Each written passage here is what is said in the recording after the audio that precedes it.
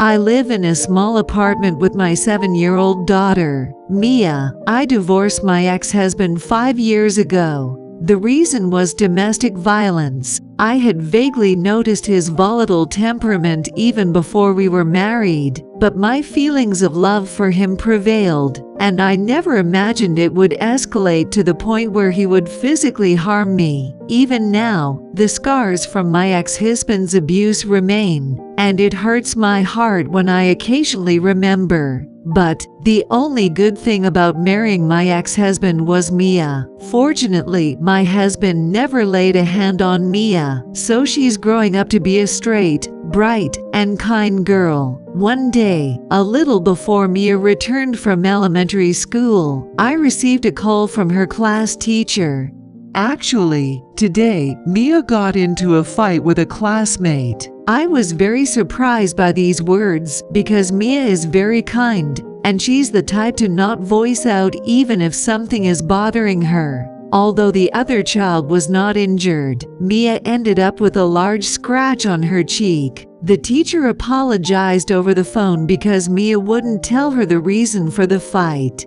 "I'm sorry too. My daughter caused a fuss," I said that and hung up the phone, waiting for Maya's return. What could have angered Mia so much? A few minutes later, Mia returned home with a gauze patch on her cheek, just as the teacher said.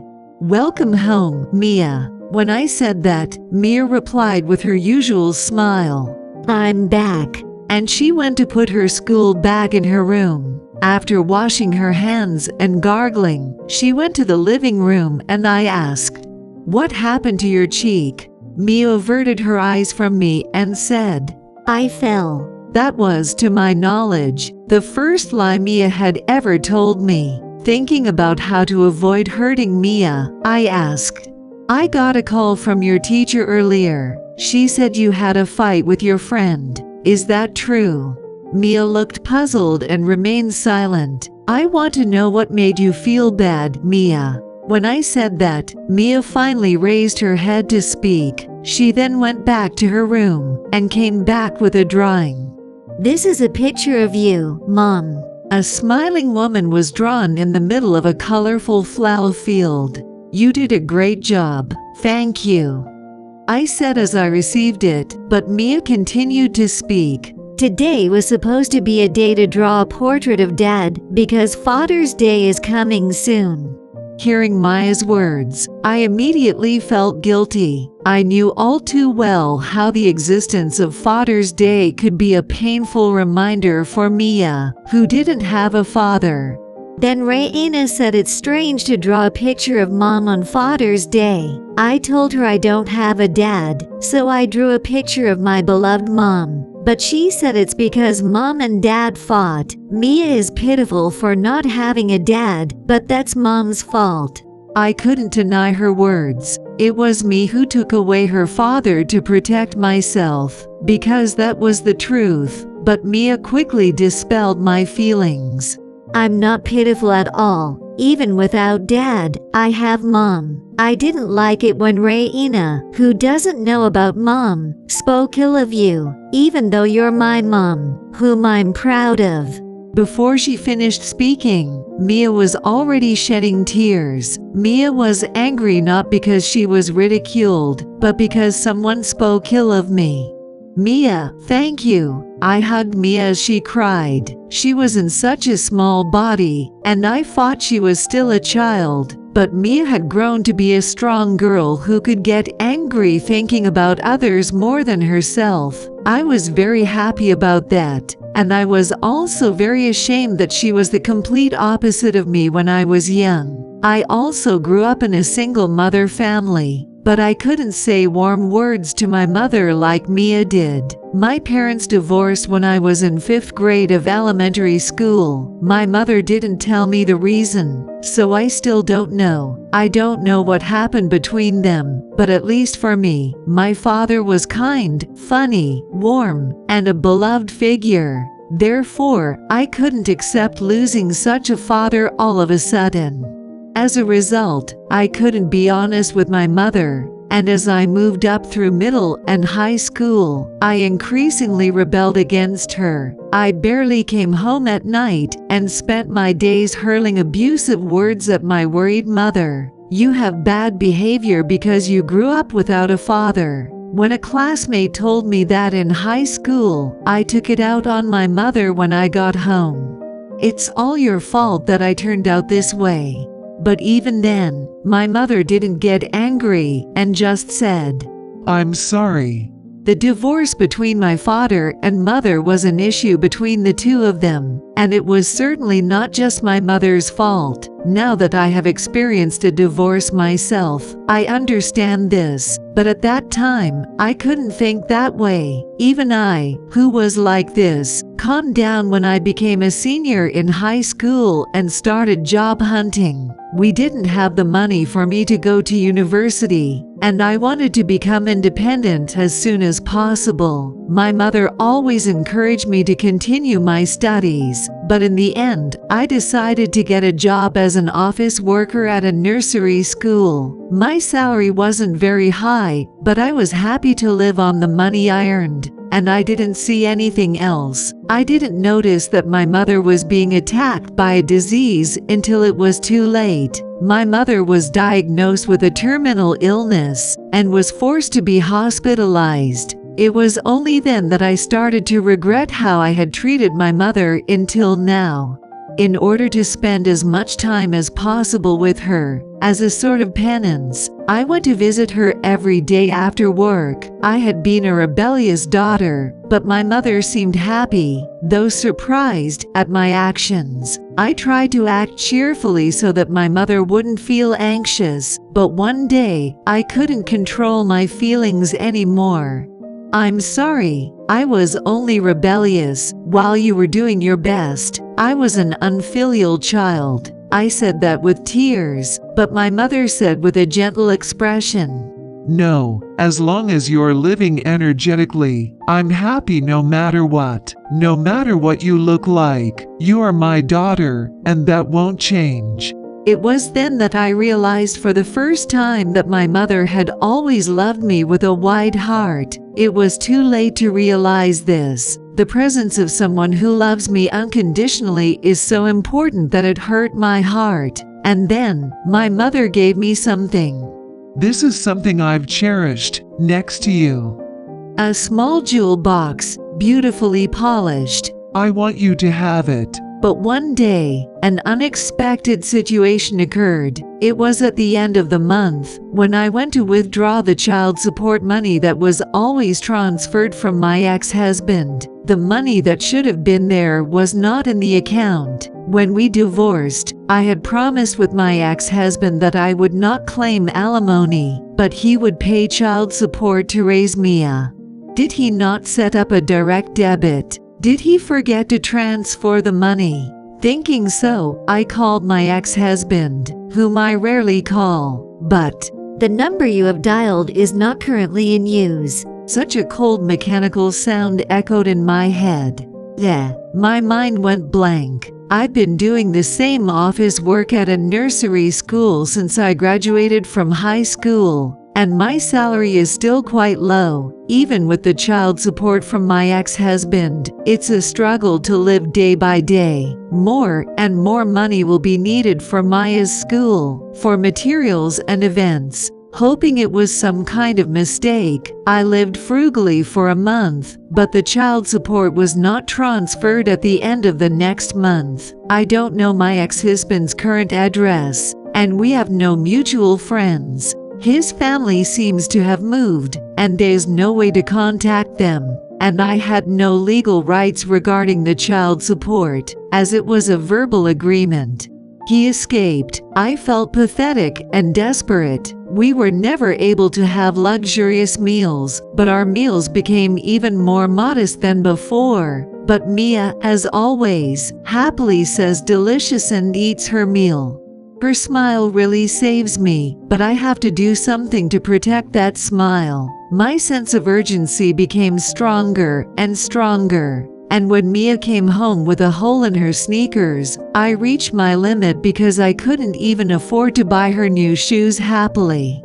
Sorry, Mom. In the end, I was driven to a point where I had no choice but to choose a method that I wanted to avoid if possible, even though it came to mind. That was to sell my mother's heirloom ring. It's sold, and I don't know how much it's worth, but the top has a real jewel. I might be able to get enough money to buy Mia some shoes. With that hope, I went to a pawn shop in the neighborhood. The ring my mother cherished. I really didn't want to sell it, but surely Mom would understand, wouldn't she? She would tell me to protect my daughter. Assuring myself of this, I handed the ring to the male shopkeeper. At that moment, it seemed my hand was shaking.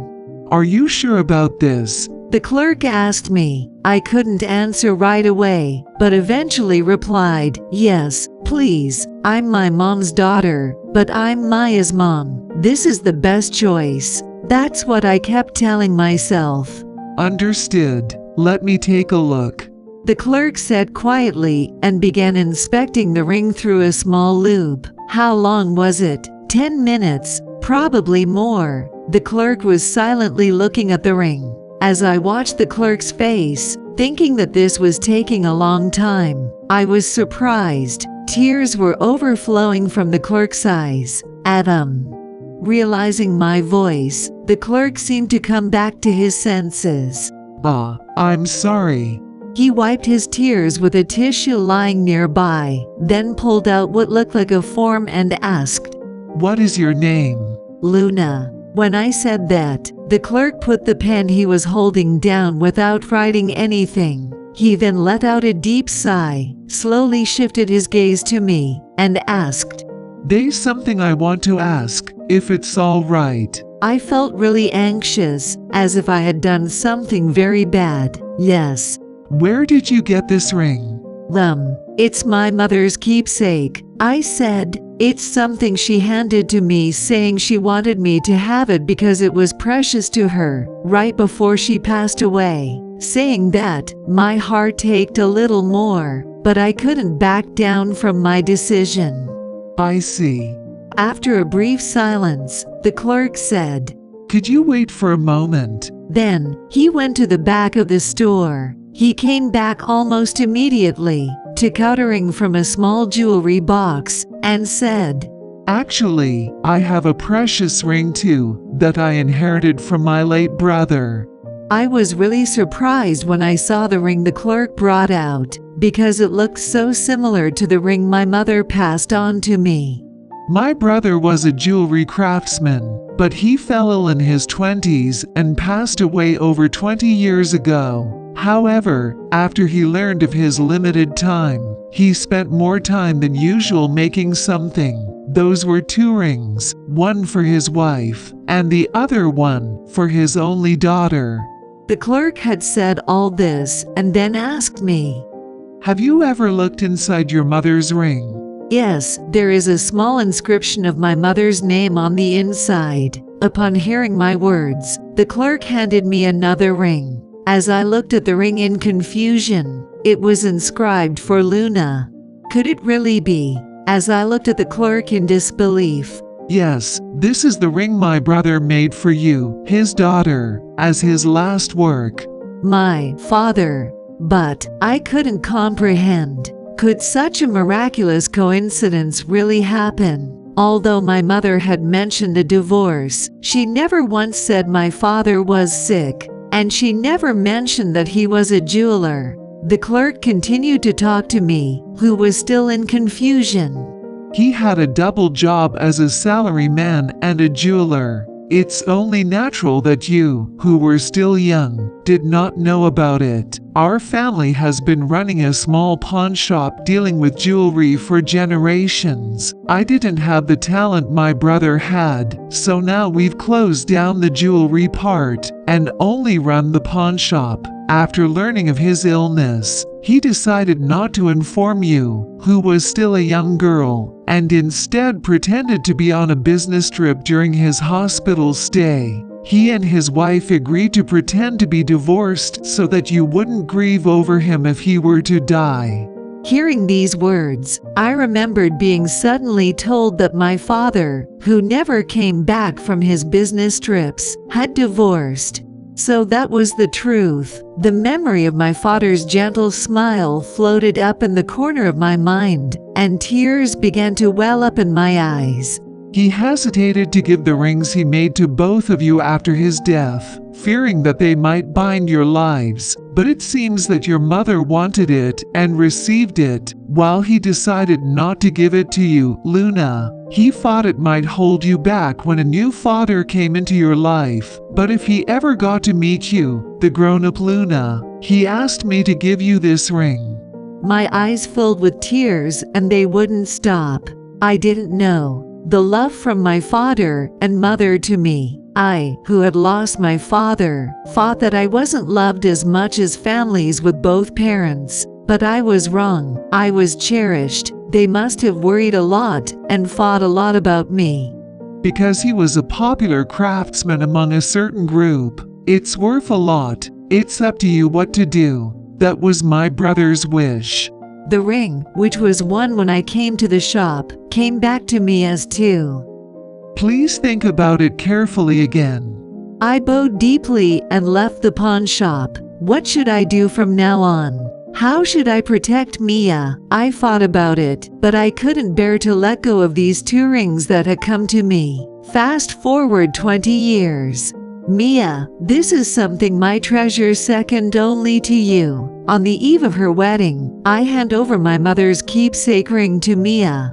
It's a beautiful ring, but this is Grandma's keepsake. Are you sure? Mia looked surprised. Yes, it's a precious charm that will protect you, Mia. My life changed a lot thanks to that ring. I'm sure it will protect you too, I said. Okay, thank you. Then, when I have a daughter someday, I'll pass it on.